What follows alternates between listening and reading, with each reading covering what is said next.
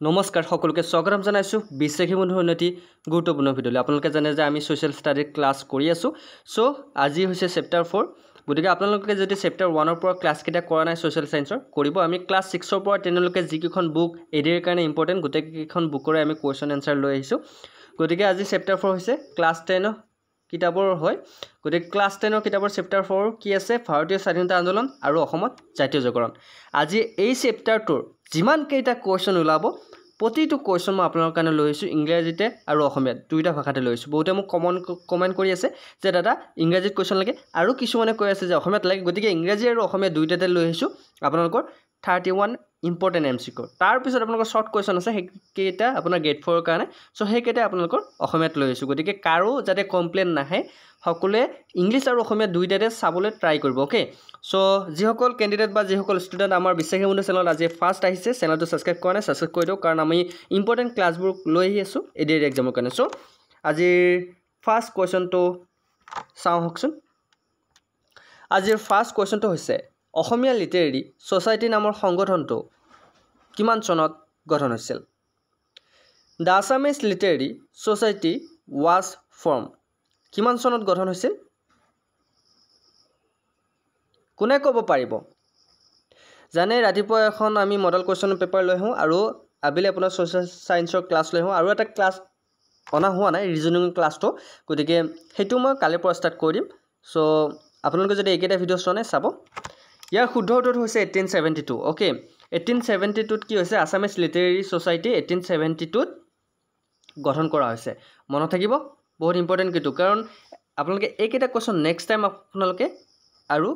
দেখা নাপায় গতিকে এইকেইটা কোৱেশ্চন ভালকে মনত ৰাখক নেক্সট কোৱেশ্চনটো হৈছে অসমীয়া লিটাৰেৰী সোসাইটি নামৰ সংগঠনটো ক'ত গঠন হৈছিল The Assamese Literary Society was formed ক'ত গঠন কৰা হৈছিল 1872 চনত এই যিটো আসাম লিটাৰেৰী সোসাইটি ক'ত কোন ঠাইত গঠন কৰা হৈছিল খুদৰটো হৈছে কলিকতাত গঠন কৰা হৈছিল কলিকতাত গঠন কৰা হৈছিল মনত ৰাখিব নেক্সট কোৱেশ্চনটো আহিছো অসমীয়া ভাষা উন্নতি সাধিনী সভা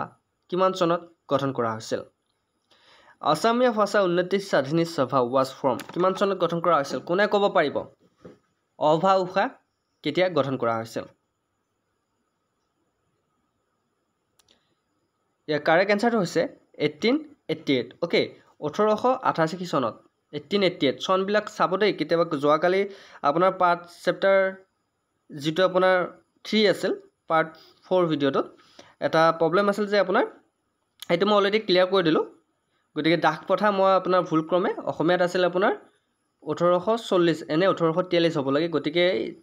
0 বুলি ভাবিলো যে 3 টুক 0 বুলি ভাবিলো সো কৈ দিলো সো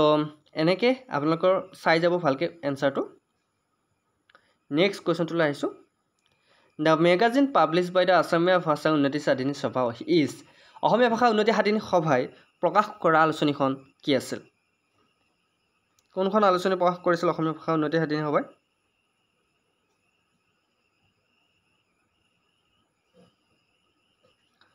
ইয়াৰ কাৰেক্ট আনসাৰটো হৈছে কোনখন বাৰু জোনাকি ওকে মনত থাকিব জোনাকি হৈছে correct answer option C is right answer next কোৱেশ্চনটো লৈ আহিছো অসম ছাত্ৰ সন্মিলন কিমান চনত গঠন কৰা হৈছিল The Assam Students Union was formed কিমান চনত অসম ছাত্ৰ সন্মিলন গঠন কৰা হৈছিল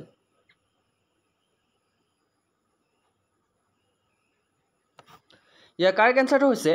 1916 ওকে 1916 চনত অসম ছাত্ৰ সন্মিলন গঠন কৰা হৈছিল গতিকে অপচন সি হ'ব শুদ্ধ উত্তৰ নেক্সট কোৱেশ্চনটো লৈ আহিছো অসম ছাত্ৰ সন্মিলনৰ মুখপত্ৰখন কি আছিল দা আপোনাৰ face magazine of the Assam ছাত্ৰ সন্মিলন মুখপত্ৰ কি আছিল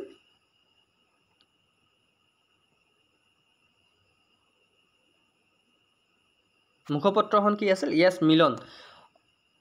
হৈছে মুখপত্ৰ কিহৰ মুখপত্ৰ অসম ছাত্ৰ সন্মিলনৰ মুখপত্ৰ আছিল মিলন মনত থাকিব নেক্সট কোৱেশ্চনটো লৈ আহিছো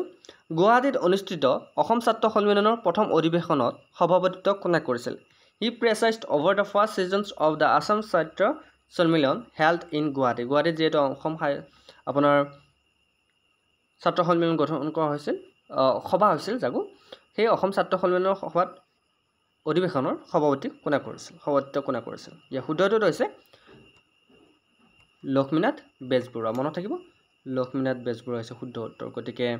যিকেইটা কুৱেশ্যন আপোনালোকে MCQ কেইটা পাব সেইকেইটা ভালকৈ চাব আৰু কোনে কিমান কাৰেক্ট কৰিব পাৰিলে মোক কমেণ্ট কৰিব 31টা কুৱেশ্যন আনিছোঁ MCQ তাৰপিছত শ্বৰ্ট কুৱেশ্যন আছে ভিডিঅ'টো শেষ নহয় ইমান সোনকালে অকণমান দীঘল হ'ব ধৈৰ্য আছে এতিয়া শেষ কৰি চাব নেক্সট কুৱেশ্যনটোলৈ আহিছোঁ সদৌ অসম ৰাইট সভা কিমান চনত গঠন কৰা হৈছিল the Sadou Asom Raiyat Sabha was form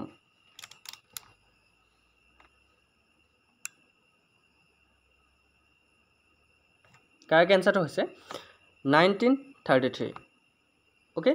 1933 চনত গঠন কৰা হৈছিল option D is right answer next কুৱেশ্যনটোলৈ আহিছোঁ the second session of the Sadou Asom Raiyat Sabha was held Sadou Asom right সভাৰ দ্বিতীয়খন অধিৱেশন ক'ত বহিছিল ইয়াৰে কোনখন ঠাইত বহিছিল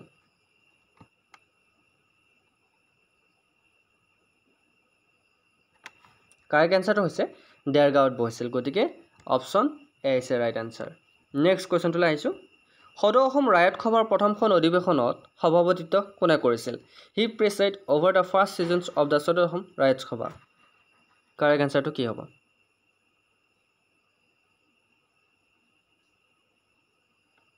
ইয়াৰ শুদ্ধটো হৈছে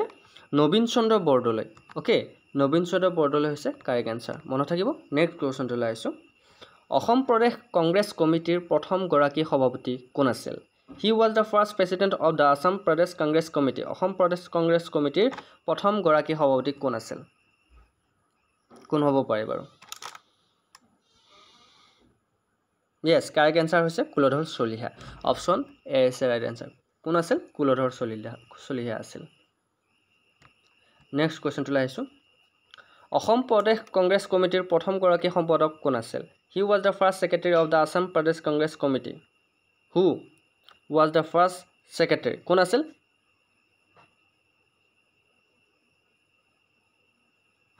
কাৰেক্ট এনচাৰটো হৈছে নবীন চন্দ্ৰ বৰদলৈ মনত থাকিব নেক্সট কুৱেশ্যনটোলৈ আহিছোঁ অসম কৃষি বিশ্ববিদ্যালয় কেতিয়া স্থাপন কৰা হৈছিল কোন চনত স্থাপন কৰা হৈছিল Assam agriculture university was establish important question হয় আপোনালোকে আৰু দ্বিতীয়বাৰ ছ'চিয়েল সায়েন্সৰ কিতাপ পঢ়িব নালাগে MCQ কেইটা চালে হ'ব কাৰণ গোটেই কিতাপখনৰ MCQ যিমানকেইটা আছে গোটেইকেইটা উলিয়াইছোঁ তথাপিও যদি চাব বিচাৰে পঢ়িব পাৰে যদি সময় আছে যদি সময় নাই তেনেহ'লে এই আমাৰ চিৰিজটো কমপ্লিট কৰিব ছ'চিয়েল সায়েন্সৰ আমি ক্লাছ 6ৰ পৰা তেনেলৈকে যিকেইখন কিতাপ আছে গোটেইকেইখনৰ আমি কুৱেশ্যন লৈ আহিব ট্ৰাই কৰিম চ' ইয়াৰ শুদ্ধটো হৈছে 69 okay option D is right answer next কুৱেশ্যনটোলৈ আহিছোঁ গুৱাহাটী বিশ্ববিদ্যালয় কিমান চনত স্থাপন হৈছিল চনটো কিমান চন আছিল গুৱাহাটী বিশ্ববিদ্যালয় কাৰেক্ট এনচাৰটো হৈছে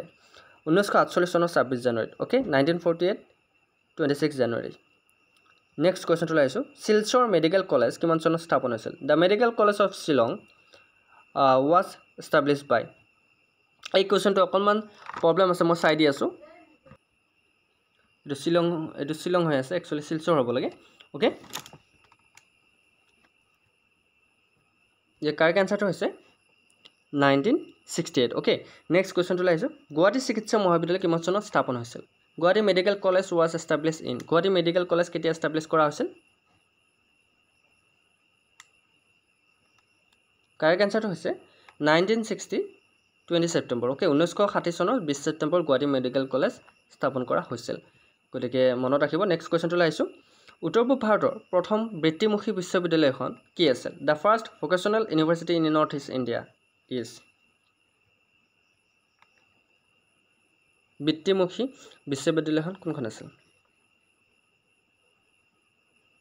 কাৰেক্ট এনচাৰটো হৈছে অসম কৃষি বিশ্ববিদ্যালয় অ'কে বৃত্তিমুখী মানে আপোনাৰ যিটো আপোনাৰ কৰ্ম সংস্থাপন দিব পৰা এখন বিদ্যালয় চ' অসম কৃষি বিশ্ববিদ্যালয় নেক্সট কুৱেশ্যনটোলৈ আহিছোঁ উত্তৰ পূব ভাৰতৰ প্ৰথমখন চিকিৎসা মহাবিদ্যালয় ক'ত স্থাপন হৈছিল the first medical college in north east India was প্ৰথম মেডিকেল কলেজখন ক'ত আছিল কাৰেক্ট এনচাৰটো হৈছে ডিব্ৰুগড়ত ফাৰ্ষ্ট মেডিকেল কলেজখন হৈছিল অ'কে নেক্সট কুৱেশ্যনটোলৈ আহিছোঁ আছাম এছ'চিয়েশ্যনৰ প্ৰথমখন অধিৱেশন 1905 চনত ক'ত অনুষ্ঠিত হৈছিল where was the first sessions of the Assam association held in 1905 okay 1905 চনত যিহেতু অসম এছ'চিয়েশ্যনৰ প্ৰথমখন অধিৱেশন হৈছিল কেতিয়াবা কুৱেশ্যনটো আহিব পাৰে অসম এছ'চিয়েশ্যনৰ প্ৰথম অধিৱেশন কেতিয়া হৈছিল এতিয়া মনত ৰাখিব 1903 1903 চনতো হৈছিল আসাম এছ'চিয়েশ্যনৰ আপোনাৰ প্ৰথমখন সন্মিলন কিন্তু 1905 চনত যিখন সন্মিলন হৈছিল সেই সন্মিলন ক'ত হৈছিল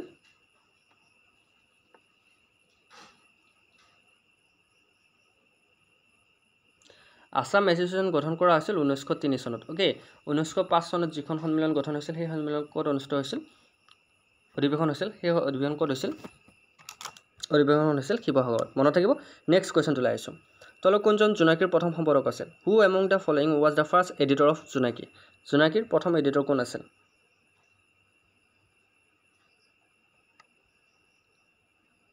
কাৰেক্ট এনসাৰটো হৈছে চন্দ্ৰকুমাৰ আগৰৱালা নেক্সট কোৱেশ্চনটো লৈ আহিছোঁ 1903 চনত কোনে আসাম এছ'চিয়েশ্যন গঠন কৰিছিল আপোনাক অলৰেডি ক'লো যে আসাম এছ'চিয়েশ্যন গঠন হৈছিল 1903 চনত কিন্তু আসাম এছ'চিয়েশ্যন প্ৰথম সভাখন হৈছিল 1905 চনত চনটো মনত ৰাখিব who formed the Assam association in 1903 okay 1903 চনত কোনে আসাম এছ'চিয়েশ্যন গঠন কৰিছিল কাৰেক্ট এনসাৰটো হৈছে মানিক চন্দ্ৰ বৰুৱাই গঠন কৰিছিল ওকে এম আই ৰাইট নেক্সট কুৱেশ্যনটো লৈ আহিছোঁ 1921 চনত জুন মাহত গঠন কৰা অসম প্ৰদেশ কংগ্ৰেছৰ অস্থায়ী কমিটিৰ সভাপতি কোন আছিল who was the president of the temporary committee of the Assam Pradesh Congress from June 1921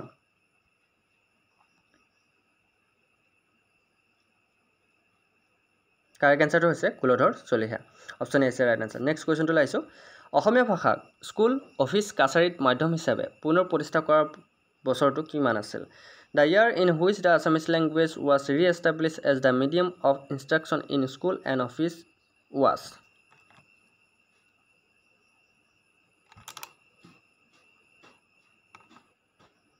correct answer হৈছে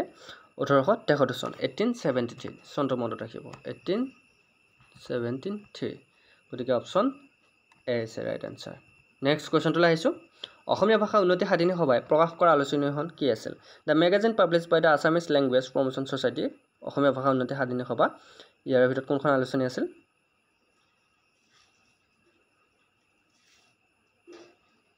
কাৰেক্ট এনসাৰটো হৈছে জোনাকী মনত থাকিব option B right answer next কুৱেশ্যনটো লৈ আহিছোঁ সংগঠিত হোৱাৰ পৰা প্ৰায় 40 বছৰ আহোম সভাৰ সম্পাদক কোন আছিল he was the secretary of the Ahom Sabha for about 40 years since its organization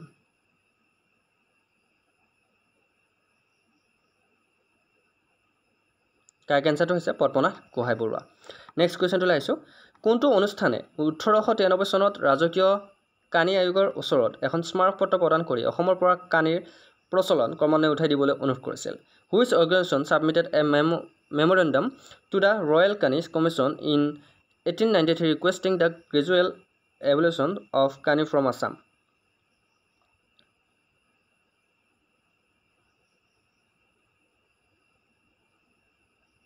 correct এনসাৰটো হৈছে আহোম সভাই কোনে আহোম সভাই নেক্সট কুৱেশ্যনটো লৈ আহিছোঁ অসম প্ৰদেশিক কংগ্ৰেছ কমিটিয়ে 1926 চনত গুৱাহাটীৰ পাণ্ডুত জাতীয় কংগ্ৰেছৰ কিমানতম অধিৱেশনত আহ্বান কৰিছিল the Assam professional Congress committee convent the first season of the national Congress at Pandu Guwahati in 1926 কিমানতম আছিল বাৰু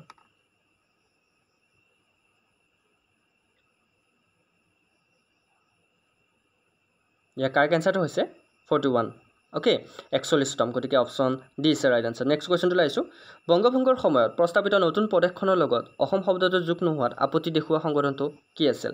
the organization that objected to the non addition of the word Assam to the proposed new province at the time of the partition of Bengal was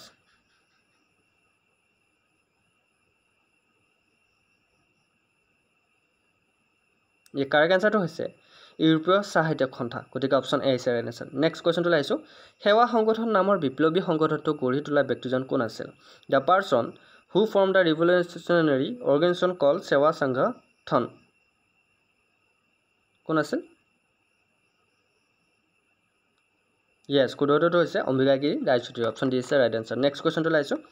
Mahatma গান্ধীৰ দাণ্ডী যাত্ৰাত অংশগ্ৰহণ কৰা অসমীয়া ব্যক্তিজন কোন আছিল the Assamese person who participate in Mahatma Gandhi's Dandi যাত্ৰা দাণ্ডী মাৰ্চ অ'কে কোন আছিল এইটো কুৱেশ্যন মই অলৰেডি এটা ভিডিঅ' ডিছকাছ কৰিছোঁ বহুতে জানে যে দাণ্ডী যাত্ৰাত অংশগ্ৰহণ কৰা অসমৰ ব্যক্তিজন কোন আছিল কাৰেক্ট এনসাৰটো হৈছে লীলাধৰ বৰুৱা মনত থাকিব অপশ্যন বি আছে ৰাইট আনসাৰ নেক্সট কুৱেশ্যনটো লৈ আহিছোঁ সৰু পথাৰত ৰেল বগৰুৱাৰ অপৰাধত ফাঁচি দিয়া ব্যক্তিজন কোন আছিল who was the man hanged for drilling a train in a small field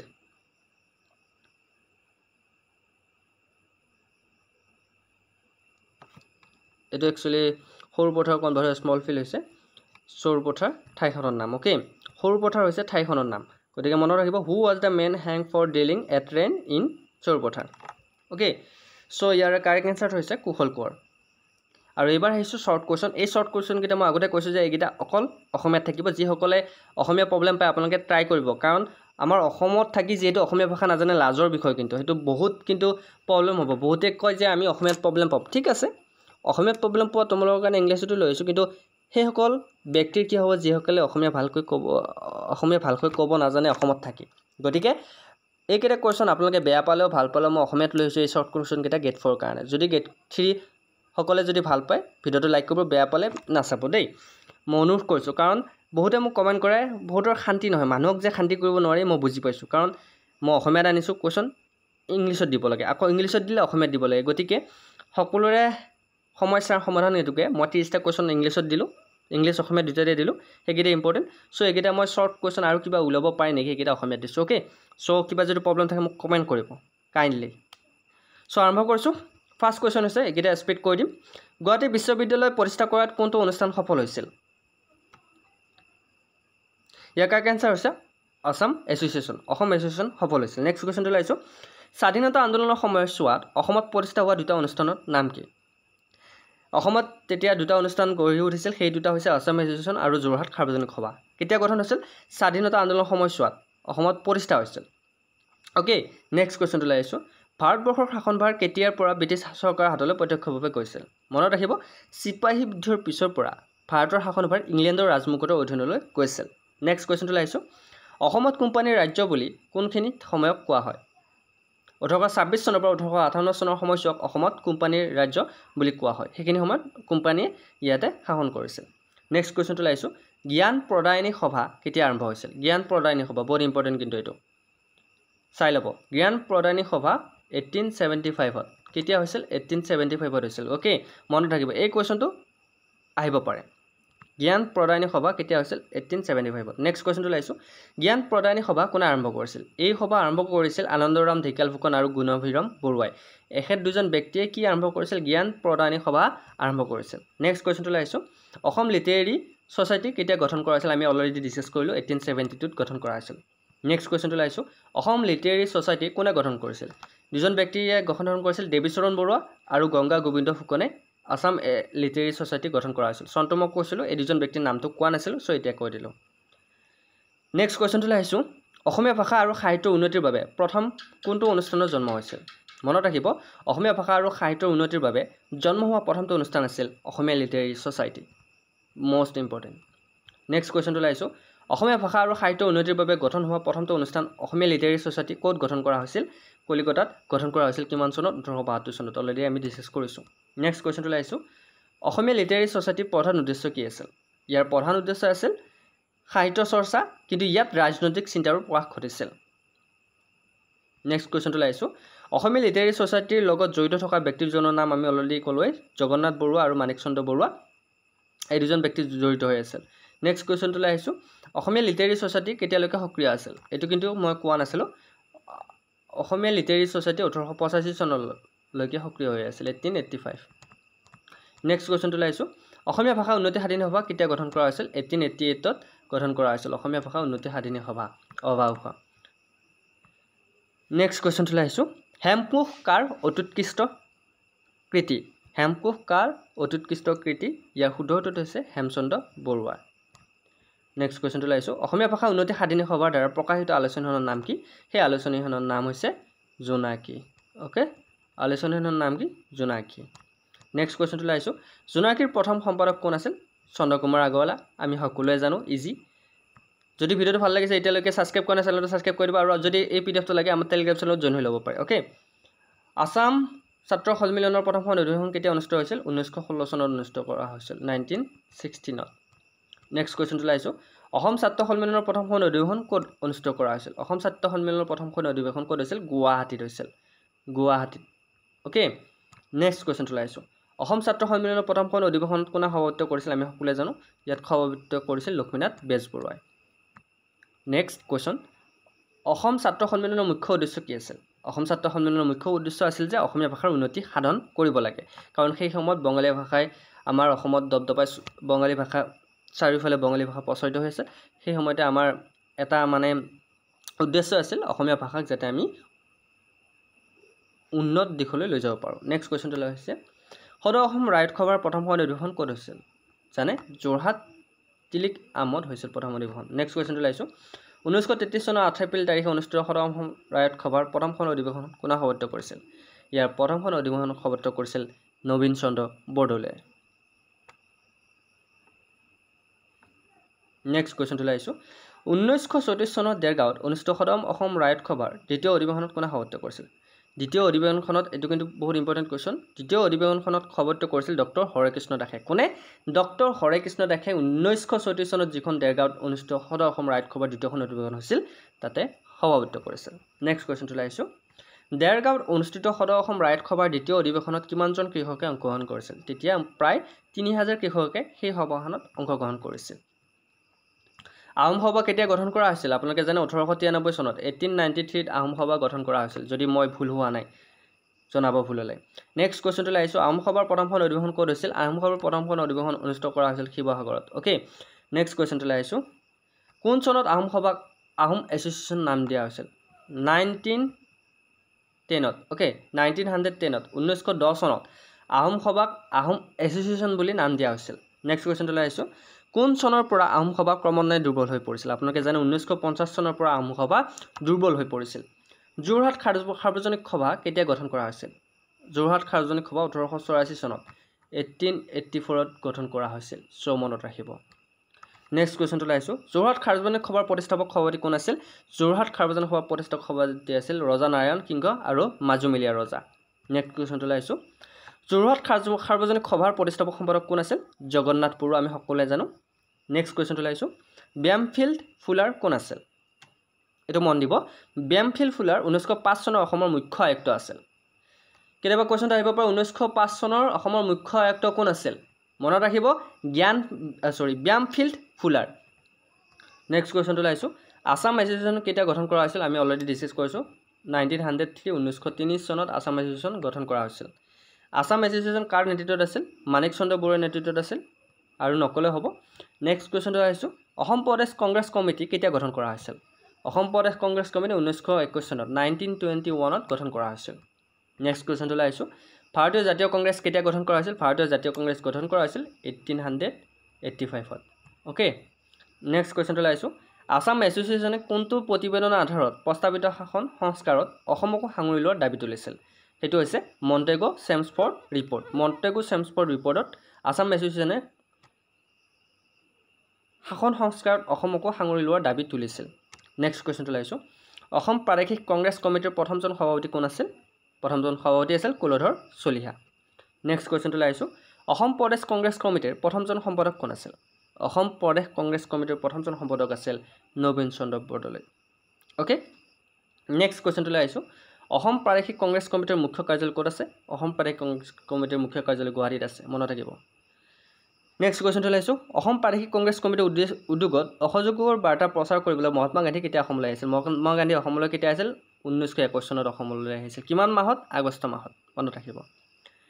next কুৱেশ্যনটোলৈ আহিছোঁ অসম প্ৰাদেশিক কংগ্ৰেছ কমিটিৰ আনুষ্ঠানিকভাৱে নিৰ্বাচিত হোৱা প্ৰথমজন ব্যক্তি কোন আছিল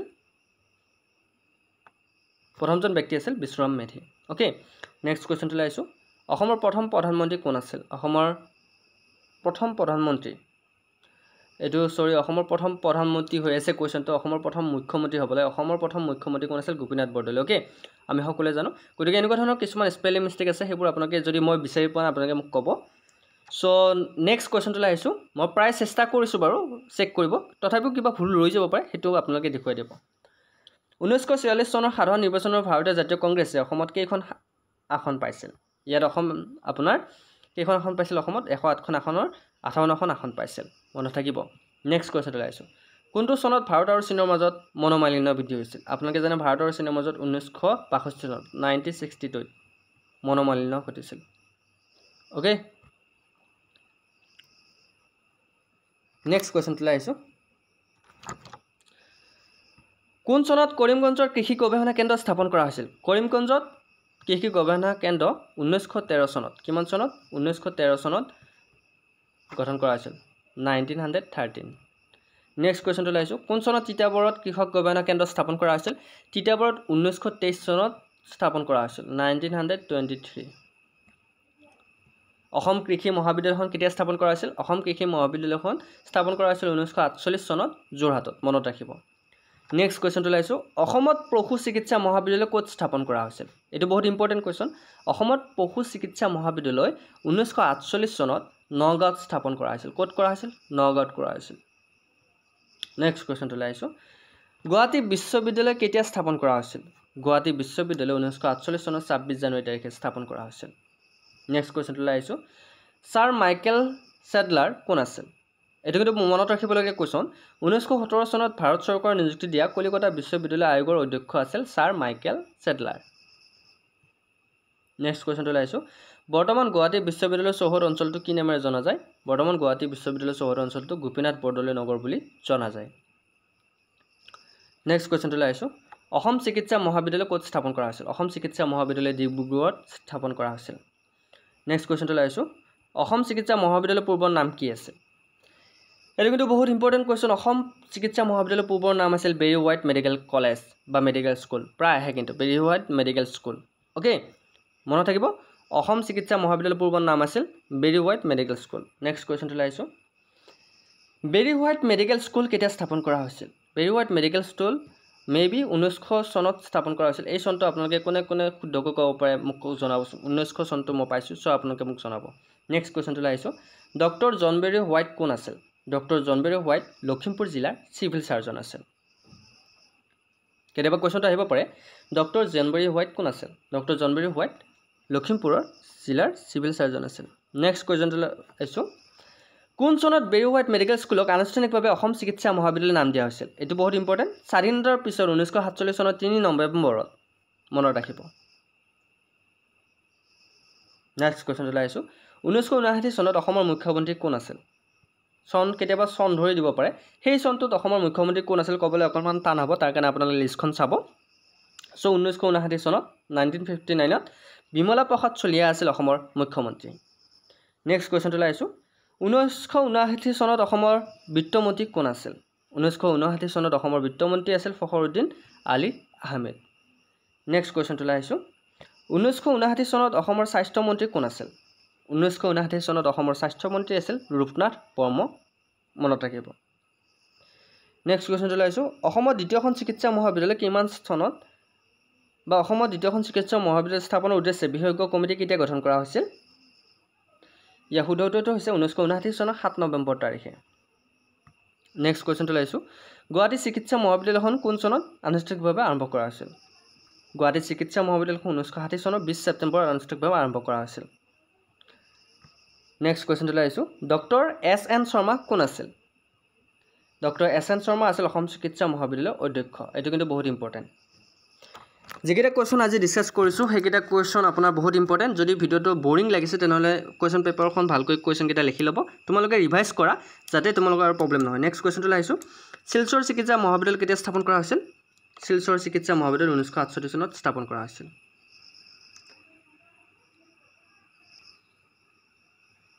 নেক্সট কোৱেশ্চনটো লাইছো আহোম এছ'চিয়েশ্যনৰ এক উল্লেখযোগ্য ৰাজনৈতিক দাবী কি আছিল আহোম এছ'চিয়েশ্যনৰ এক উল্লেখযোগ্য দাবী আছিল আহোমসকলক চৰকাৰীভাৱে সংখ্যালঘু সম্প্ৰদায়ৰ মৰ্যাদা প্ৰদান কৰি তেওঁলোকৰ বাবে বিধানসভাত আসন সংৰক্ষণ কৰা আৰু পৃথক সমষ্টি গঠন কৰা নেক্সট কোৱেশ্চনটো হৈছে জাতীয়তাবাদী আহোম সন্মিলন কোনে গঠন কৰিছিল মনত ৰাখিব সদৌ অসম আহোম এছ'চিয়েশ্যনৰ এছাম সদস্যই জাতীয় কংগ্ৰেছৰ দ্বাৰা অনুপ্ৰাণিত হৈ এছ'চিয়েশ্যনৰ পৰা ওলাই গৈ জাতীয়তাবাদী আহোম সন্মিলন গঠন কৰিছিল নেক্সট কোৱেশ্চনটো লাইছো 1905 খ্ৰীষ্টাব্দৰ 16 অক্টোবৰ তাৰিখে বংগ বিভাজন কাৰ্যকৰী হোৱাৰ লগে লগে পূৰ্ববংগ আৰু অসম কাৰ শাসিত প্ৰদেশ হয় ইয়া শুদ্ধটো হৈছে লেফটেনেণ্ট গভৰ্ণৰ শাসিত প্ৰদেশ হয়